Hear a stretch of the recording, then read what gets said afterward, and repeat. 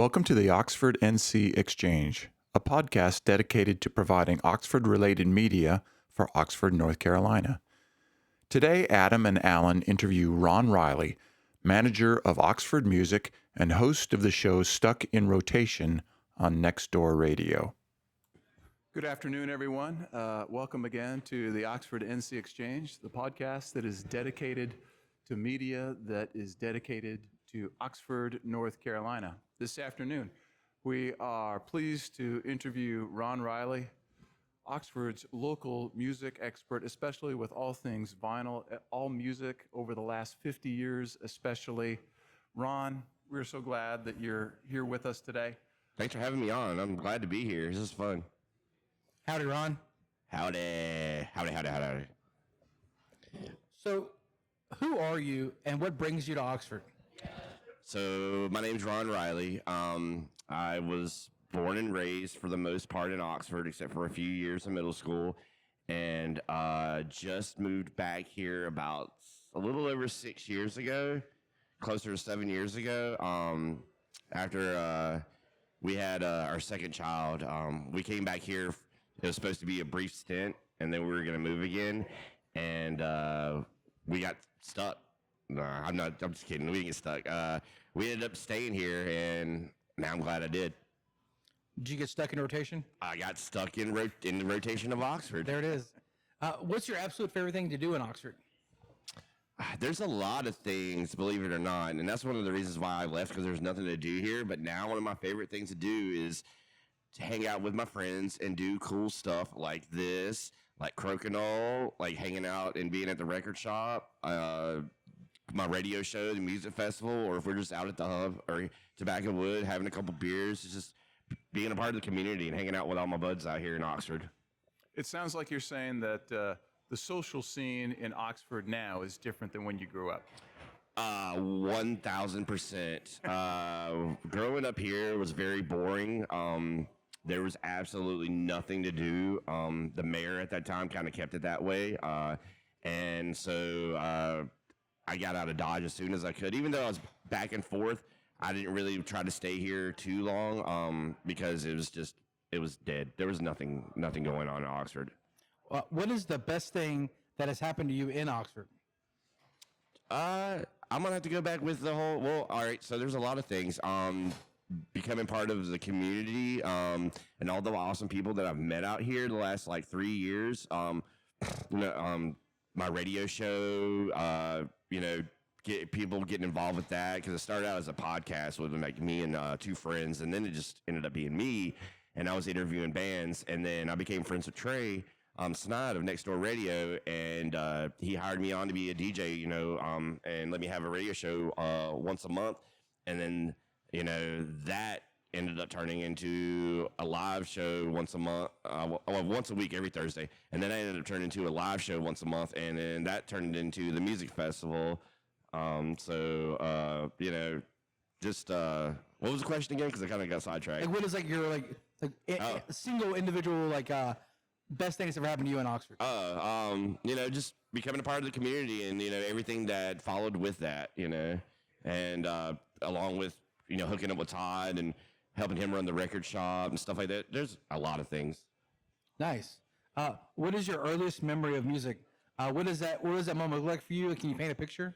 I'd say my earliest moments of music would be like riding in the car with my grandparents and listening to like R&B and rock from like the 50s and 60s, like early 60s, and then also country music, like old country music, like 60s, 70s, 80s, early 90s.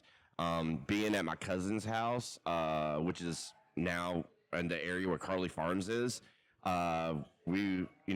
My cousin, who I was like 5 and he was like 18, and I wanted to be cool like my older cousins, and he had this insane CD and tape collection. He did the BMG Columbia House thing, but he actually paid for it, and like everybody else.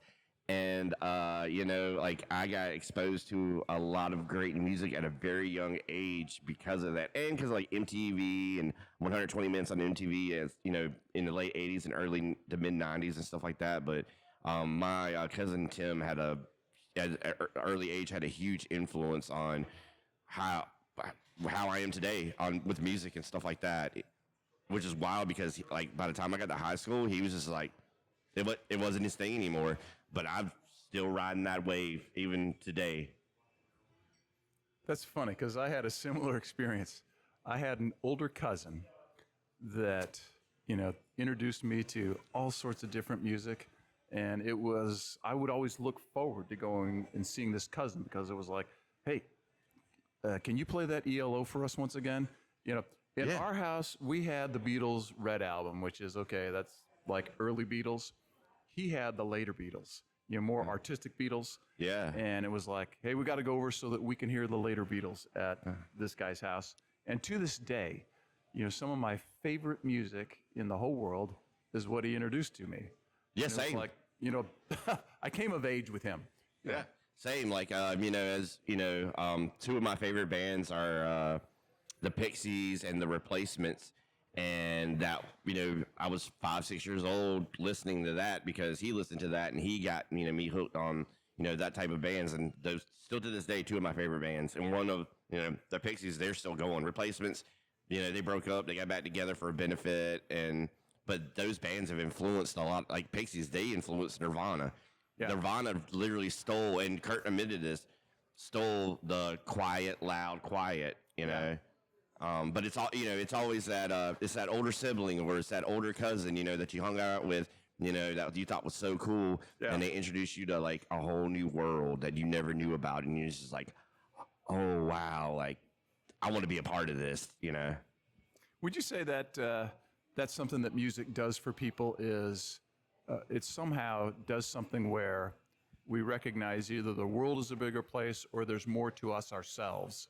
Yes. And it's weird because it's funny. I'll use the record shop as an example. People are like, oh, you work at a record shop? Like old, like vinyl? And I'm like, they still press vinyl to this day, current artists. Like, it's not just like, oh, we got a bunch of Elvis and Beatles and Johnny Mathis and stuff like that. Like, It's current artists, all the way from, like last year was the biggest year, the most profitable year for vinyl ever in the history of vinyl. Wow. Was last year. I trailed off. What was the question again? I don't know what the question is, but I am surprised to say, okay, more money made in vinyl this past year than ever before in the history of music. Yeah, and wow. in the history of music. Because I was using the record shop as an example. Oh, so like, okay, so I got it now. So there's people out there, they think about music, and, this happened to me in high school a lot. I'm like, who are these bands? And I'm like, these are very popular bands. And some people, they don't get it because if they don't hear it on the radio, then they think it doesn't matter or it doesn't exist, And like, I remember having an argument with an old coworker, and I drew a diagram, and I was like, this is a pie chart. And I was like, here's all the music in the world. And I was like, this little itty bitty 1% sliver is what's played on the radio. Yeah. And I was like, I cut, did another thing. And I was like, all of this is what's popular and what people know about. You just don't know about it because you only listen to radio and you don't go out and seek music and you don't go out try to find it. You let it come to you, and you're lazy about it. And it's because you really don't care about it. If it comes on the radio and you like it, then you like it. And if and you could care less about, what else is going on. And there's a whole different world out there in the music world, and they just didn't get that, Right. Ron, you've already talked something about, your history with Oxford and music and the scene. Would you say there is a music scene in Oxford, and what does the future of that music scene look like? I want to say yes and no. The reason why I'm saying yes and no is because it's happening now, but it's not quite there, but it's getting there. And it's, with mostly me, and Trey, and I'll throw Todd in there too because of the record shop. But with like live music, bringing bands on for Stuck in Rotation once a month, doing the music festival, that is what I would consider like a growing scene here. So it's starting to happen. And I've been working on this since I worked at the Orpheum, which I got a little bit of a good start, but it wasn't exactly what I wanted to do there. But once we started booking bands for the show, for the live session series, and for the festival, that kind of was like it's like a jump. It's like this is the beginning right now. It's like a jump start. And I'm nothing against before I give this comment, nothing against any of these people, but I wouldn't really count John and Chuck, who play acoustic guitar at the brewery every other Sunday, part of a music scene. I would count like a band that's like regularly playing clubs, doing tours, playing their own stuff, not cover bands and stuff like that. Right. Can you tell us more about being a facilitator of music? What does the process of booking music look like? I enjoy it because I get to reach out and talk to these bands personally and become friends with them. A lot like for me, it's just becoming friends with these bands in the scene and being like, hey, do you want to come like play this? Do you want to come do this? And also like just reaching out to them like on Instagram. Like a lot of these bands, that especially ones for the festival and that are in the scene and the local music scene and that I get contact with, I'm just hitting them up on Instagram unless I got to go through like a booking agency, which it's only happened a few times. But I'm just hitting them on Instagram and being like, hey, we're doing this event. Would you be interested? That type of deal, And it's a lot easier when you are on a personal level with a lot of these bands, and especially if they know you or know of you and they've heard about, like, you have a good reputation and they know that. Because, like, for instance, I had Future Fix on last month and here at the new spot at Tobacco Wood where I do my show live once a month, and they did not know about me, but they had asked around, and the reason why that they agreed to come on the show is because a lot of people in the scene, including bands that have been on the show, were like, you got to go. No, do it. It's all there. Oxford's awesome. The show's awesome. You'll love Ron. Like, and they told me that on my show, and then, which that meant a lot to me. That's awesome. You talked earlier about how I guess last year was the largest number of it was most profitable year for records. Yep. So, could you tell us more about the music business as a whole? How it's evolved? We used to have like was it 8-track tapes and like cassettes and CDs, Napster. Yeah. And then streaming now and CDs and vinyl and everything else. And yeah, vinyl is at an all-time high right now, which is great because the sound quality is a lot better than cassette or digital or CD. It's way especially depending on the pressing, because there are some bad pressings that happen, but for the most part, the sound quality is a whole lot better. Streaming is a double-edged sword because a lot of artists aren't making money off of streaming, but a lot of artists are getting a lot of exposure because of streaming, especially smaller bands who can't afford to press vinyl or press cassettes, because a lot of bands are doing cassettes now because it's a cheaper option, or they're press cassettes so they can make money to press vinyl. But a lot of these bands that are starting out, especially a lot of stuff I listen to, I would have never heard of if it wasn't for Spotify, because I use Spotify, and we'll throw all the Apple and Amazon and Tidal and all those in there. But, a lot of artists aren't making money off of that, but they're at the same time, they're getting exposure. Are things like merchandise and, touring, live music, is that still a big part of the equation? Oh, yeah. Merch is actually where bands make most of their money. And here's the thing that really makes me mad, and I love that BJ Barham from American Aquarium, he will post on his Facebook and on his Twitter, every time they play a show, he will let his fans know if that venue took a merch cut or not. And he's like, hey, you can get this for free. I mean, not for free. You can get this, and all the proceeds go to the band through like our website and stuff like that.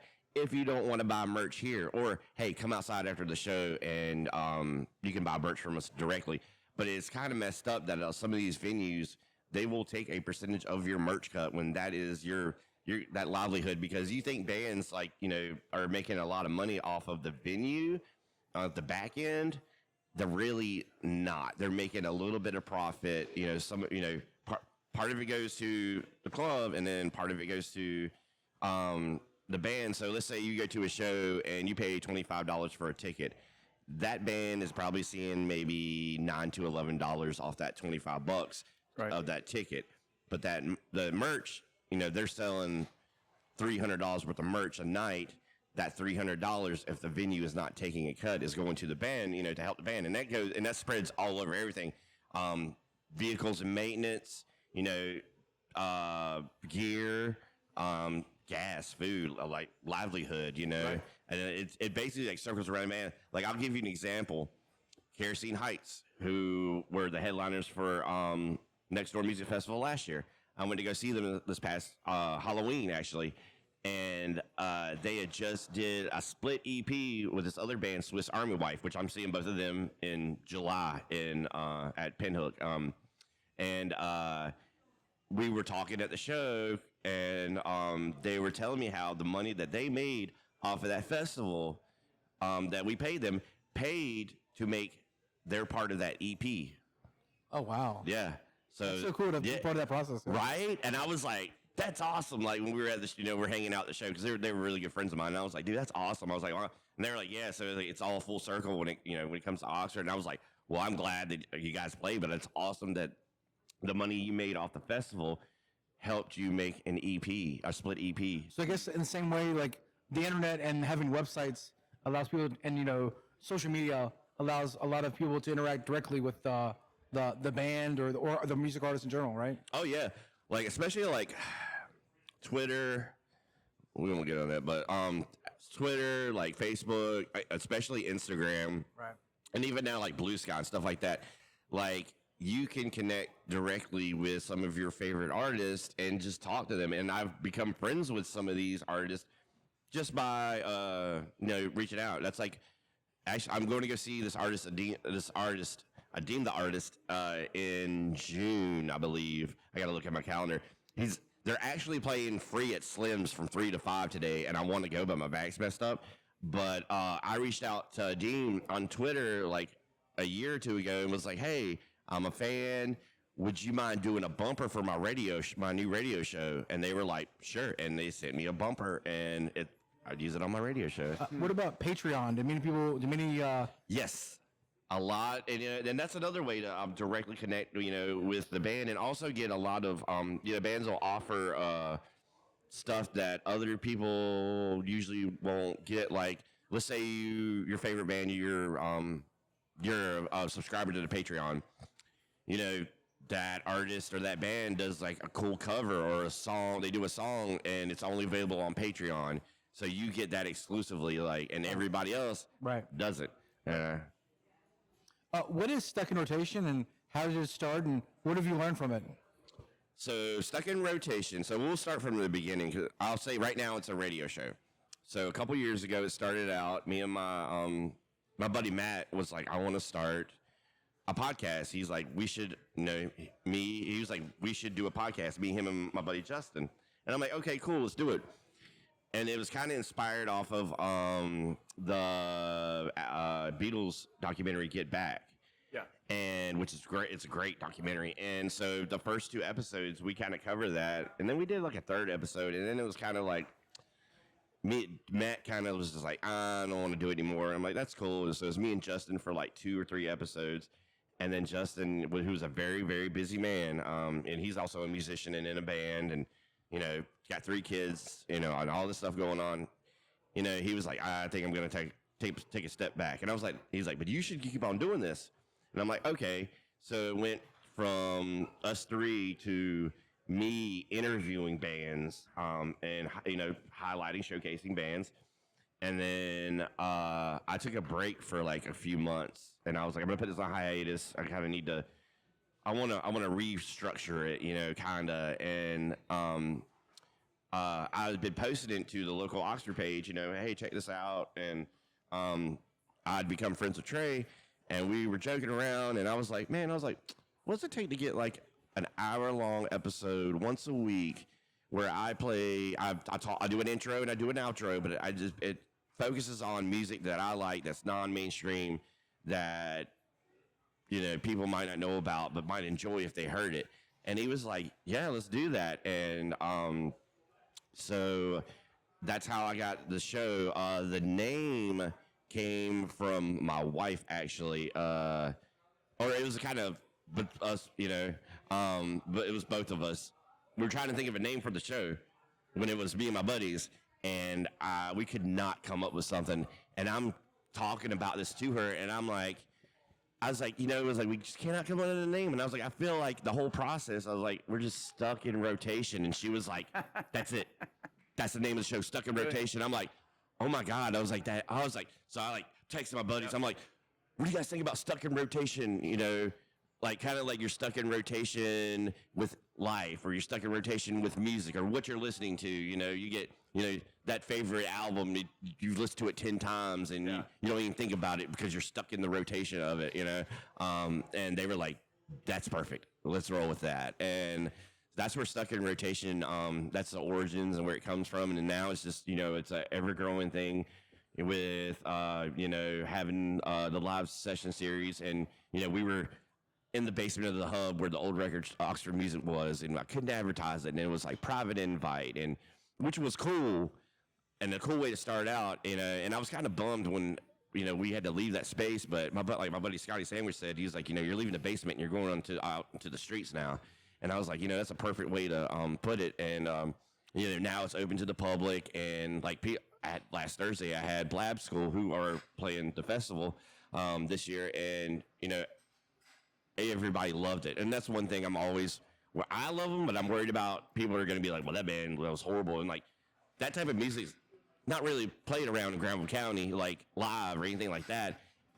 But everybody, just like with the festival, everybody, I usually wouldn't listen to that type of music, but I love that band. That was great, type deal. Right. And then, and it's Stuck in Rotation, with the festival, that's another moment of growth for the show. Right. I remember being here on a disc golf putting league night, and somebody was like, "Oh man, I'm out. Well, I guess I'm going to go down and go to Stuck in Rotation now." So Yep. Yeah, some of they'd be like, well, they're excited to go. Yeah, they were like, they'd be out. They're like, all right, I'm gonna go over to Ron's thing and then go check out this band for Stuck in Rotation. And I have never, knock on wood, every show I've had, every band I've had, like my buddy Lane says, I'm batting 1,000. Every band has made a huge impact on people, and everybody has loved it because it's something new and something different in Oxford, Right. That's awesome. Right. Yeah. Speaking of Lane, we very often we'll try to plan a trivia night sometimes on Thursdays. He's like, no, I got Ron's Stuck in Rotation. So. Yep. I don't think he's only missed. I've been doing this since January of 2024. And February was the first live show, because the first show we did in January and it was up in the studio. And it was just me and Trey. But he's been to every one except maybe one or two. I think maybe he just missed one. That's it. And we were at somebody's party on that Saturday, January 18th, when you had I guess the final one down there. And he was like, I gotta go. I was like, that's cool. Oh yeah, the final one down in the basement with Russell Davis's band. Right. Yeah, who was through all this time. Yeah, and that was kind of that was an emotional show for me because I had built that show down in the basement, and now I'm having to I'd secured a location in Tobacco Wood, but it meant that space holds a special place in my heart because of being down with the record shop, but doing all those live shows down there, kind of like a basement show, Right. And that's never happened in Oxford before. Yeah, that place had a certain je ne sais quoi or something. Yes, like a vibe. It had a vibe to it, and we always had fun during those shows, but I got really emotional because I'm like, the show's growing. I'm kind of afraid, this all is changing. Is it going to work here? Right. Is it, what's going to happen? I don't want it to die, type thing, and I was having a freaking out moment when we had to leave down there because I'm like, where am I going to do my show now? I was like, it's over. I was like, unless I could, I'm coming over here, basically, I started it all. It wasn't because it wasn't their fault, but I'm freaking out and I'm begging Q and Mar and Paul, can I please do this here? And they're like, yeah. And I'm like, okay. That's cool. awesome. Yeah. Shout out to everybody in town. Shout out to all those people in Tobacco Wood. Quick question. Back to the digital analog. Great majority of people in today's world are going to say, analog, what was that? Oh, yeah. But here it is. Okay, it's made more money than it ever has. Yeah. To people that don't know, okay, here is the older technology. What does that older technology provide for the listener? Basically the way that it's set up is like it's the sound quality, really. The sound quality, there's stuff that you will like, let's say you've got this record and then you've also got you've got the vinyl, physical, analog right here. And then you've also got it on your streaming service. And this has happened to me before. I'm listening to this record and I'm like, I never noticed that in that song. I'll play it. Let me stop. Let me take Needle up real quick. Let me play it on Spotify. I don't hear that part in Spotify or Apple Music or Tidal or whatever on the digital. You can't hear it. But you play that record and you can hear it like in that record. And that's happened like quite a few times with me actually too, where I'm like, oh wow. So would you say that analog, the technology is able to capture, the greater richness or diversity of the sound? Yes, it captures the realness of it. Like you're getting all of it. As long as the pressing is a good pressing, right? It's you're getting all that like in that song, and you can you can hear a big difference. Like listen to a song on a record, listen to it digitally, and you can sit there and tell the difference. And if somebody says no, you can't, they're a liar. Right. Unless it's a bad pressing, and then you're like, okay. Right. And so, curious, in terms of trying to assign value, somebody can go and it's like, all right, you can download this from iTunes for that, or you can go to your record store. How do they go about making the value decision on that? What does It's well, I guess it depends if they're lazy or not. I can just go to my phone and pay $2, $1 for the song, or I pay $10 for this album, or $20 for this album, or I could go to the record shop and support local and support my community, and also support the bands, because that Spotify, that band's making 0.0001% on that song. That record, they're getting, their profit off of it because they produce it themselves, or they're, like a lot of stuff I listen to indie labels. So like, the labels getting their cut because they paid to have it pressed. Right. And they're making a small percentage of it that goes towards, keep the label going. Right. And then the band gets, their cut, which is, a lot more than, streaming. Right. So vinyl being a technology that the artists themselves are getting a greater percentage of what people are paying for. Of the what they're paying for versus streaming and stuff like that. Okay, so if you love the band as opposed to the executives, this is a way you can reward the band. Exactly. Same with like, you go to a show, I understand if, you go to a show and you don't have a whole lot of money, buy a sticker for $1, or, if you've got the money, buy some merch. I try to buy merch every concert I go to, even if it's just a sticker or a patch or a button, or if I am getting a hoodie or a jacket or a shirt, or a tote bag or something, or I'm getting a pressing of their record, that they've got there, and they're signing it for me. Everybody in the band, which I've got a lot of those. I've got quite a few of those in my collection. It's all about supporting, the artist. Right. Yep. Ron, if you could see any music act, past or present, who would it be? And if it was a one-night event in London, where would you go? If it was in London and I had a passport and the money, I would definitely go. So this is going to be, this is going to be a random answer because it's kind of off the top of my head. Because there's a lot of bands that would, that would fit that, kind of like people are like, what's your favorite band? Like, I don't have a favorite band. I have many favorite bands. Right. I would love to have seen the Replacements in their heyday. I actually almost saw them a couple years ago. They did a benefit for Slim Dunlap, who was a guitarist, their second guitarist after Bob had left the band, Bob Stinson. And so the lineup was J. Roddy Walston in the Business, who I've seen in concert and ridiculously amazing. Superchunk, legendary local Durham indie rock bands. They basically, indie rock is what it is right now because of Superchunk and Merge Records. And they were opened up for the Replacements. And it was in Philly. And me and my now wife, then fiance, were going to drive up there to go do it, and then ended up not going. And I really regret that. So that's one. Husker Du. Husker Du would be another one. I would have loved to have been able to see them like in their heyday, and now like the drummer has died a couple years ago, so that's not a thing now.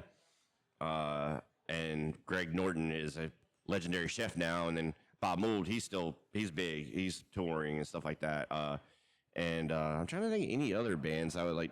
Probably like a lot of like emo bands, like back, because I'm a big emo head. Emo bands back in the day, like I'm trying to think, like Sunny Day Real Estate when they first started out, and Drive Like Jehu, and like Mineral, and like early Jimmy Eat World, and just a lot of those bands, and maybe in like a lot of the like the 80s hardcore scene, like the Discord record scene, like and with early emo too, like Rites of Spring and Minor Threat, and a lot of those like bands from that era. Like I wish that would have been awesome to see too. So that's just an example. Right. What about when you spin records here at Tobacco Wood, outside of second rotation and like outside of that sort of stuff? How have you been doing that, and when do you do that? So I've been doing that like 2 months now, maybe. So I will just say 2 months because I'm not. I know it hasn't been long, but it's been longer than a month. Because you did it like in Christmas, right before Christmas, right? When we had that crokinole and stuff. Yeah, maybe even longer. I'm losing. That's the first one I can remember. You're getting a little bit older. You lose your memory a little bit. We'll say a few months.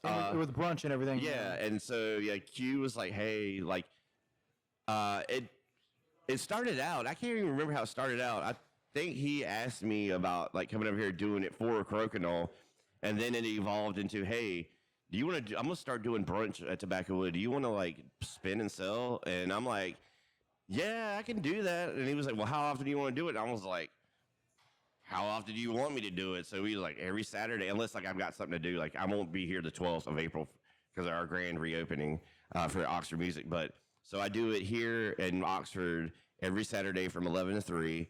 And I spin and sell everything. It's just not. I bring some of my stuff from my personal collection, like the spin, but I play like everything. I'm very open minded when it comes to that because it's everybody else and not me. And then now I'm actually doing it 2 Sundays a month at the Durham location for Tobacco Wood, and those are just random Sundays. But we post on social media like when it is happening. Like I'm doing April 6th and April 27th in Durham. Oh, nice. You talked earlier about how things have changed with music and everything. Do you think that access? We kind of argued around this a little bit, but the access and supply of music does lead to a better experience? Because, like, I guess you're saying earlier, because you can go on Spotify and find this band or that band, or go to one of these events locally. And is it a better music experience now, or what it was 20 years ago? You think? I won't say it's better or worse. I'll just say it's different. Right. It was different. Because like 20 years ago, you still had like BearShare, Napster, LimeWire, and stuff like that. So you could find and I found some random bands that way too. But it was when I would use that, I would download like 3 songs to like, do I want to buy this album? I heard this one song by this band. Do I want to buy? And I'd be like, okay, no, this band rules. Okay, I'm gonna go buy this album. Or if it was hard to find songs that you just cannot get anywhere, like but they happen to have them digitally. Yeah. Yeah, but it's just different, And now, like I said, like streaming, it's a double-edged sword because you're not really getting paid a lot for that. But hey, you got 200 new fans because you were on Spotify and your Spotify went on random after a while and it popped up. That actually the headlining band for this year's Next Door Music Festival, Noise Beneath the Floor. That's how I found out about them. Like they just popped up and I was like, who is this? And I found the record, A Year in Exile. I played it. Next thing I know, I listened to that record 3 times in a row, just sitting down and I was so into it and didn't even know it. Wow. And two bands. One band, they actually were on my show, Bluegill. It was random North Carolina bands popping up. Bluegill popped up. And I'm like, all right, I'm going to go back and save them.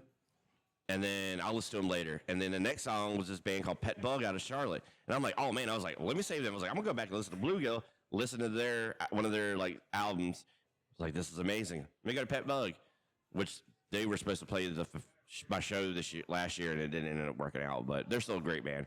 I went and listened to their whole album, and like one of their whole albums. And I was like, I got 2 for 2 right now. I was like, I just found 2 awesome bands, you know? Yeah, I guess that answers. I was kind of wondering how often you still listen to the whole album from start to finish, and is that experience very different than listening to like, picking this track and that track? So sometimes I do, like, I'll make playlists and stuff like that just for fun, you know, just to have like a mix up of stuff.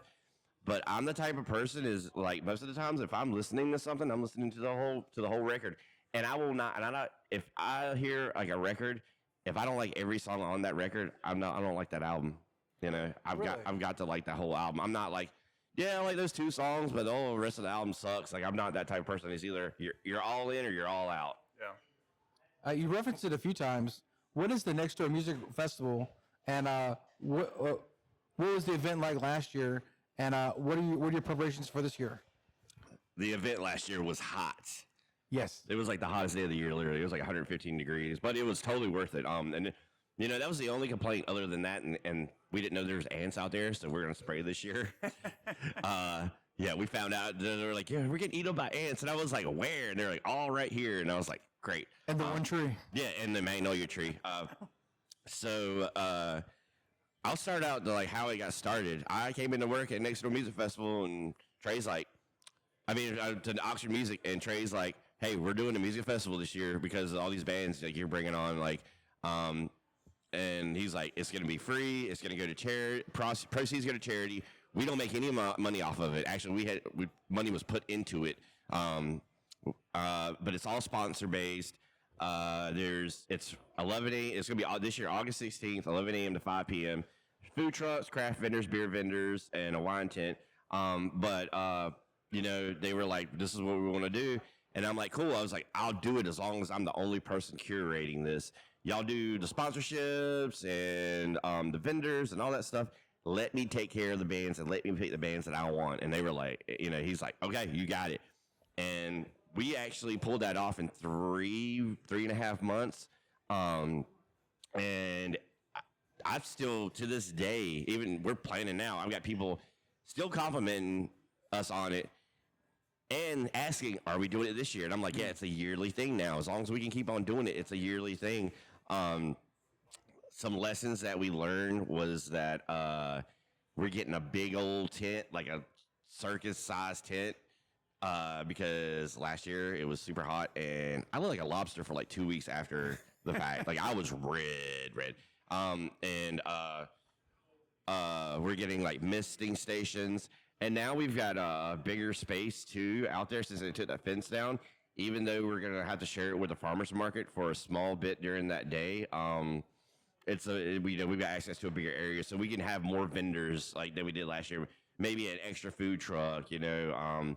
And we've also got an extra beer vendor because we only had Tobacco Wood last year, and this year we're having Wicked Weed and Tobacco Wood. Right. And I think the Hub are going to do a wine tent.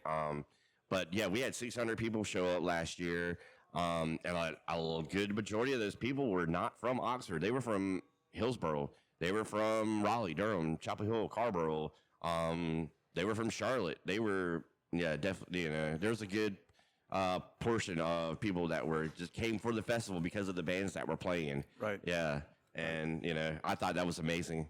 Can you restate once again, okay, the day, the time, and the exact location? Sure. All right. So the Next Door Music Festival this year is Saturday, August 16th. It is from 11 a.m. That's the first band starts till 5 p.m. And it's 6 bands.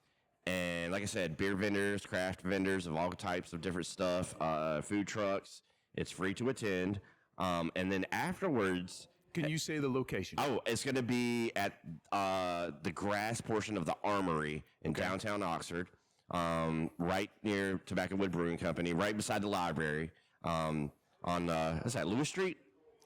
Spring and Linden. Spring and Linden. Spring and Linden. MLK. Yeah. And then afterwards at Tobacco Wood Brewing Company from 6 to 9, we're gonna have 3 bands for the after party. So Wow. yeah. Wow.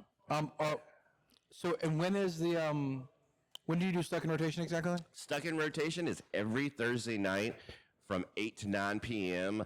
The live show is usually the last Thursday of the month, but sometimes we had like during the holidays or like for example, next month Trey's got to go to New York, so we're doing it not the last Thursday, but the Thursday before that.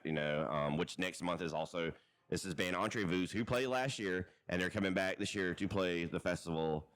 Yep, because we invited them back. We wanted to have one band from last year come back and play this year. Right. Where on social media can people locate Stuck in Rotation? Stuck in Rotation, we have an Instagram, we have a Facebook, and we have a Twitter. And then I'm also on Instagram, Hobbs83. And then Next Door Music Festival, we have a Facebook and we have an Instagram. Okay. Yep. Great. Why does music have such a resonance for folks? Why are there such strong opinions? That's a question I've always asked myself. It's just something about it that I just relate to. And it's just it makes me happy. I like being a part of it. I like all the inside and outs and all the behind the scenes, because I'm a kind of, when it comes to the music industry, I'm a behind the scenes type of guy, which means I'm not in a band. I'm doing other stuff like I'm hosting a show, I'm hosting a festival, stuff like that. It's just, I guess it's kind of like, people who like,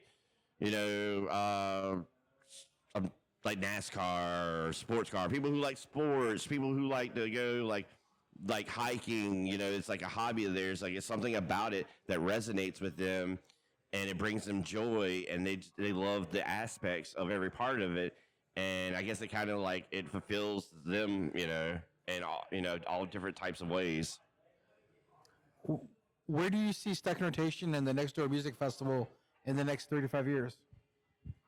Hopefully, it'll be so big, and it's funny you mentioned that because me and Pierre were talking about this. Which, if people know Pierre, he's a friend, and he has done a lot in Oxford downtown to help the city grow, and is continually doing so. He was like, "Yeah, hopefully," he's like, "it'll be so big that we'll have to do it at Hicks Field." And That'd be awesome, yeah. Yeah, and I'm like, that's kind of where I would like to do it there anyway, but. That's a great space. I wish it was more utilized, yeah. But Trey wants to keep it over there, and I was like, because I was like, I get it. I was like, but hopefully this will be the last year we do it there, because hopefully this year we're expecting 800 or 1,200 people. Hopefully, consider 600 came last year, so hopefully we'll have to move it down there because it's going to be so big. And I've heard that there may be an amphitheater being built down there, so that would be perfect. That would work out. But hopefully, a lot of people. For the music festival, a lot of people find out. Hopefully, it becomes a bigger thing in the local music scene and draws like all these local bands and all these local people that are in that scene, and they want to come to that, and they're like, oh yeah, it's time for Next Door Music Festival is this year. I can't wait and stuff. And as for Stuck in Rotation, I just just more people finding out about it, and just doing what I'm doing as is, and just getting more listeners and more followers. Right. I was going to say, what is it? 3 blocks walk? Yeah. Yeah. How do you see Oxford changing in the next 5 years as like a whole entity? I mean, we can use now as an example. Look, 3 years ago, Oxford was not like it was the start. It wasn't like it is now. Right. And even 5 years ago, Oxford was nothing like it is now. But, I see more people coming out, like Disc Golf and Crocodile bring people out. The radio show brings people out.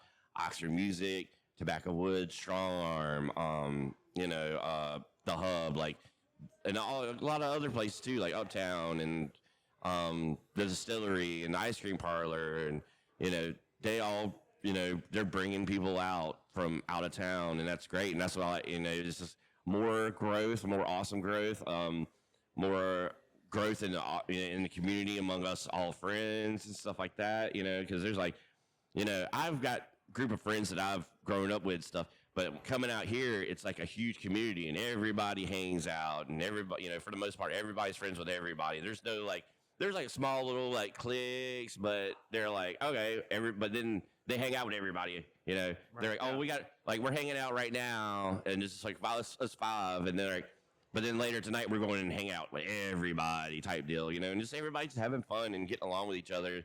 You know, there's a great sense of community and friendship and camaraderie out here in Oxford, and you really don't see that I've never seen that out in any other town.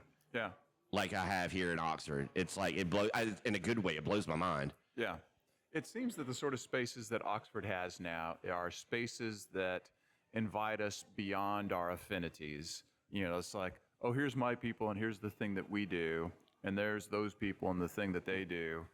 That music is something that, okay, transcends those boundaries. Yeah.